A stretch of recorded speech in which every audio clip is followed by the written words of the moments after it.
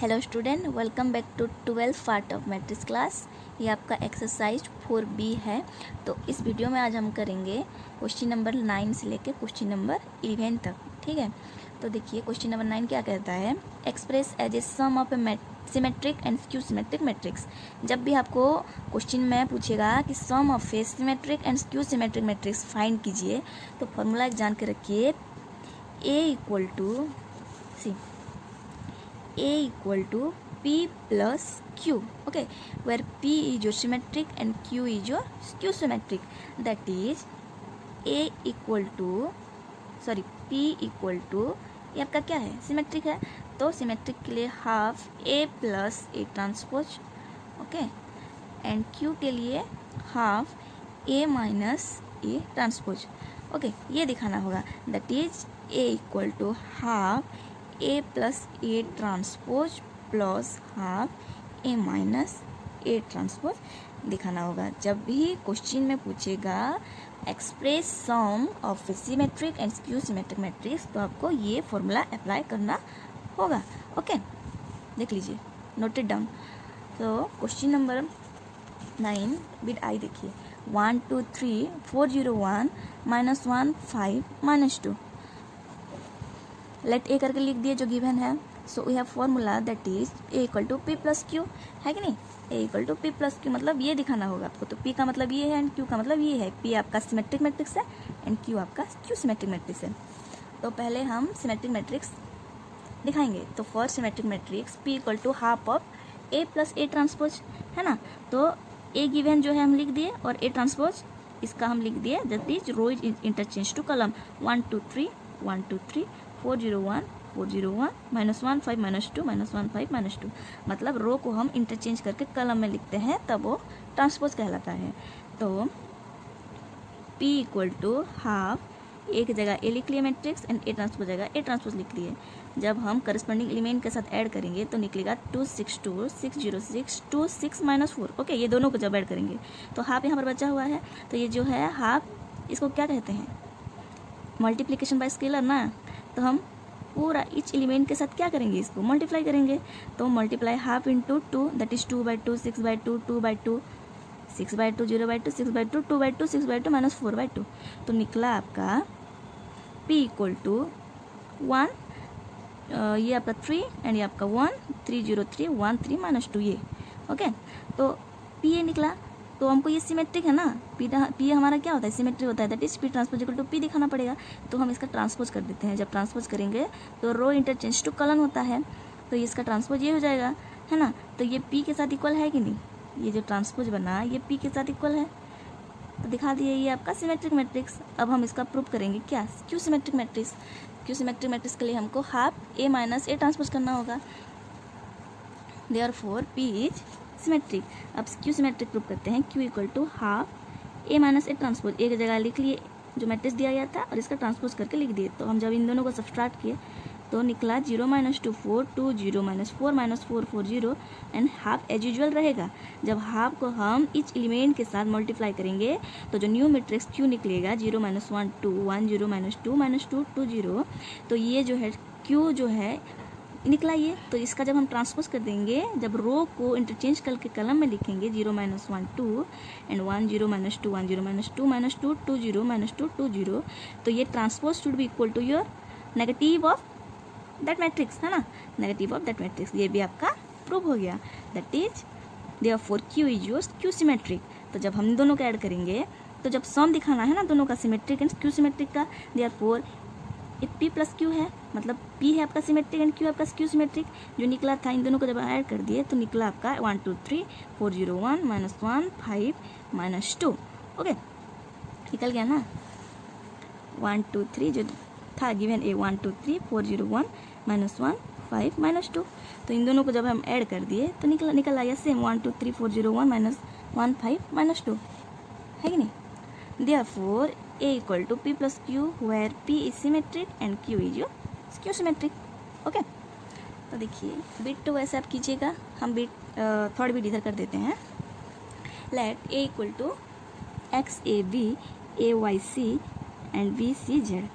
Okay, तो A डेक्स क्या हो जाएगा आपका, चेंज कर लेंगे हम क्या, रो को कॉलम के साथ, तो that is equal to A, therefore A is symmetric, we can write A equal to A plus zero, ये आपका 3+3 मैट्रिक्स होगा, where A is symmetric and zero is skew symmetric. हम डायरेक्टली इसलिए मतलब यहाँ पर जीरो डायरेक्टली इसलिए लिख दिए, जब आप इसको क्यू सिमेट्रिक के लिए नेगेटिव करोगे, है ना, ये ए माइनस ए ट्रांसपोज है कि नहीं, ये आपका क्यू सिमेट्रिक मैट्रिक्स है।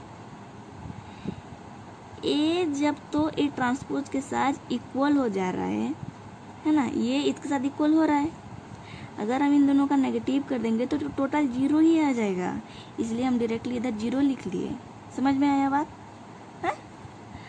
तो we can write A equal to A plus zero, that is your 3+3 है ना मैट्रिक्स आपका, where A is symmetric and zero is skew symmetric. Directly हम ऐसे लिख सकते हैं, क्योंकि transpose is equal to that matrix, अगर दोनों को नेगेटिव कर देंगे तो क्या आ जाएगा, x minus X zero, A minus A zero, B minus B zero, ऐसे करके तो ये जीरो ही निकल आएगा, इसलिए हम डायरेक्टली इधर जीरो लिख दिए।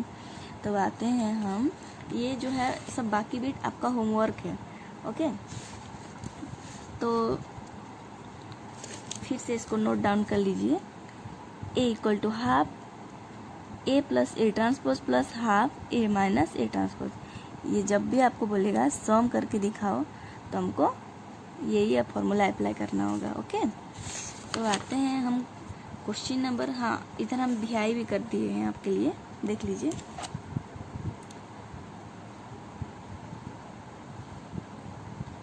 ओके, इसको पॉज करके लिख लीजिए वरना स्क्रीनशॉट ले लीजिए।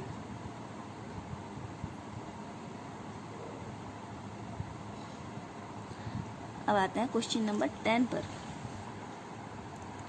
What is the inverse of 10, इधर लिखना 01 100 010 001, ये तो आपका 2 × 2 है, ये आपका 3 × 3 है ना।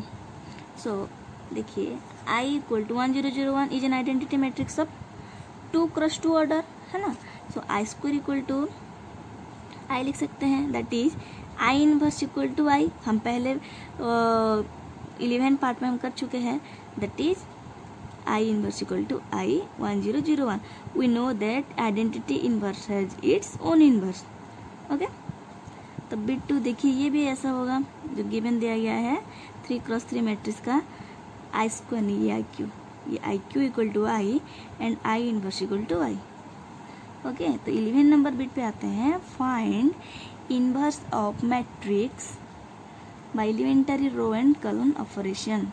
मतलब कॉलम एंड रो ऑपरेशन में हमको इनवर्स फाइंड करना होगा। हमने पढ़ा चुका था पिछले पार्ट में कि जब भी हम रो और कॉलम ऑपरेशन कर रहे हैं, अगर एक मैट्रिक्स को हम बाय रो ही कर रहे हैं तो बाय रो ही हम करेंगे, उसको हम कॉलम में कर नहीं सकते, क्योंकि कॉलम में करेंगे तो आपका आंसर रॉन्ग आएगा। अगर हम रो ऑपरेशन में कर रहे हैं तो रो ऑपरेशन में ही करेंगे, अगर कॉलम ऑपरेशन में कर रहे हैं तो पूरा एंड तक आपका कॉलम ऑपरेशन होगा, ठीक है। तो हम पहला नंबर को रो ऑपरेशन से सॉल्व करते हैं। देखिए a equal to 1 2 3 5, let a equal to ai, है ना। इनवर्स के लिए हमको a इक्वल टू ai दिखाना होता है ना, तो जो a है गिवन एज यूजुअल वैसे ही रखना होता है, और ये a को a लिखना होता है, और ये i जो है मतलब ये 2 × 2 है, तो हम जो आइडेंटिटी मैट्रिक्स भी 1001 लेंगे 2 × 2 का। ओके, जब हम रो ऑपरेशन करेंगे, देखिए ये पार्ट जब तक 1001 ये आइडेंटिटी मैट्रिक्स ना आ जाए तब तक हमको सॉल्व करना होता है। तो बाय रो ऑपरेशन हम क्या करें, R2 is change to R2 minus 3R1, मतलब R2 को जगह हम R2 को माइनस R1 को 3 × करके लिखे, मतलब R2 क्या है आपका, ये है ना 3 5, तो R2 चेंज टू 3 माइनस, देखिए पहले इसको हम सॉल्व करते हैं 3 को, ओके 3 माइनस 3 × R1 मतलब 1 है, तो क्या हो गया आपका ये R2, 3 minus 3 is equal to 0, है कि नहीं। तो यहाँ हम 0 लिख लिए। अब देखते हैं इसको चेंज करते हैं, ये R2 है ना, ये आपका R1 है और ये आपका R2 है। जब हम ये 5 को करेंगे that is R2 is 5 minus 3 into जिसका ये मतलब जो पास में रहेगा उसको ही मल्टीप्लाई करेंगे 2 that is 5 minus 6 is minus 1। Okay, बस R2 के जगह ही चेंज करेंगे, ये R1 एज यूजुअल जैसे कि वैसा रहेगा 1 2। अब अगर हम यहाँ चेंज किए R2 को तो यहाँ भी चेंज करना होगा, है कि नहीं? तो इधर देखिए चेंज करते हैं R2 दैट इज R2 आपका 0 है माइनस 3 इंटू R1 मतलब 3 इंटू 1, तो ये आ जाएगा आपका -3।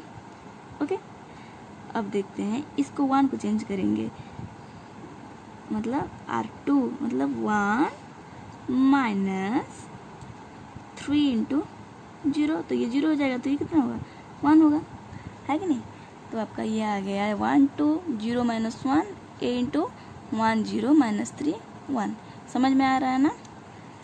जब तक ये 1 0 0 1 आइडेंटिटी मैट्रिक्स नहीं होगा तब तक हमको इसको सॉल्व करना पड़ेगा। देखिए तो 1 0 0 माइनस 1 आया था, नहीं, फिर से इधर हम चेंज करेंगे, इसको हम चेंज करेंगे कैसे? R1 is changes to R1 plus 2 R2, इसको R1 प्लस 2 R2 जब चेंज करेंगे ऐसे जैसे हम किए थे इसको फिर जो नया निकला इसको हम R1 is change to R1 plus 2 R2 जब करेंगे तो नया जो आएगा वो आएगा आपका 1 0 0 minus 1 equal to a into minus 5 2 minus 3 1। ये तो अब देखिए इसको नेगेटिव को ओमिट करना पड़ेगा क्योंकि 1 0 0 1 आ जाएगा फिर, तो नेगेटिव को ओमिट करने के लिए हम क्या किए R2 is change to minus R2। Okay, जब इसको हम माइनस R2 कर देंगे खाली ये R2 को तो ये क्या हो जाएगा, तो माइनस जब आ जाएगा तो माइनस 0 फर्क नहीं पड़ता, 0 ही होगा। ये माइनस है तो माइनस R2 की जगह हम किसी तो माइनस है तो माइनस माइनस क्या हो जाएगा +1 हो जाएगा, तो ये आ गया 1 0 0 1 आ गया। सो ये a जो ये a है ना, इसको इधर लिख के a इनवर्स, तो इसका इनवर्स क्या होगा -5 2 3 -1। जब भी हम इसको चेंज करेंगे कॉलम में सॉरी रो में तो इसको भी चेंज करना होगा। जब भी हम रो ऑपरेशन करेंगे खाली रो ऑपरेशन करेंगे, और जब भी कॉलन ऑपरेशन करेंगे खाली कॉलन ऑपरेशन करेंगे। ओके, तो ये इनवर्स आ गया -5 2 3 -1। ओके, तो ये देखिए बिट 2 स्क्रीनशॉट ले लीजिए और खुद से सॉल्व करिए। और ये आपका है बिट 3। सब हम रो ऑपरेशन में ही किए हैं, आप चाहेंगे तो कॉलम में भी कर सकते हैं, कॉलम में भी आपका सेम आएगा, लेकिन जब आप रो कर रहे होगे ना रो ही करेंगे, और जब कॉलम करेंगे तब कॉलम ही करेंगे। अगर रो के जगह कॉलम को हम इंटरचेंज कर दिए रो करते करते तो आंसर आपका गलत हो जाएगा।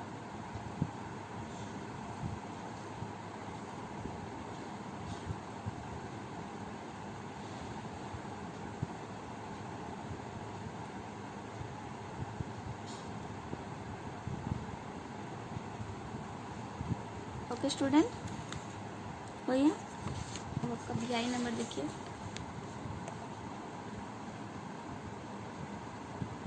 तो हमने यहाँ पर सब सॉल्व कर दिए हैं, खुद से ट्राई कीजिएगा। रो और कॉलम कैसे इंटरचेंज होता है, हमने कॉलम तो ऑपरेशन किए नहीं है, आप कर सकते हैं अगर चाहेंगे तो। बाय रो ऑपरेशन हम ऐसे इन्वर्स निकालते हैं। ओके, तो नेक्स्ट पार्ट में हम क्वेश्चन नंबर 12 से स्टार्ट करेंगे।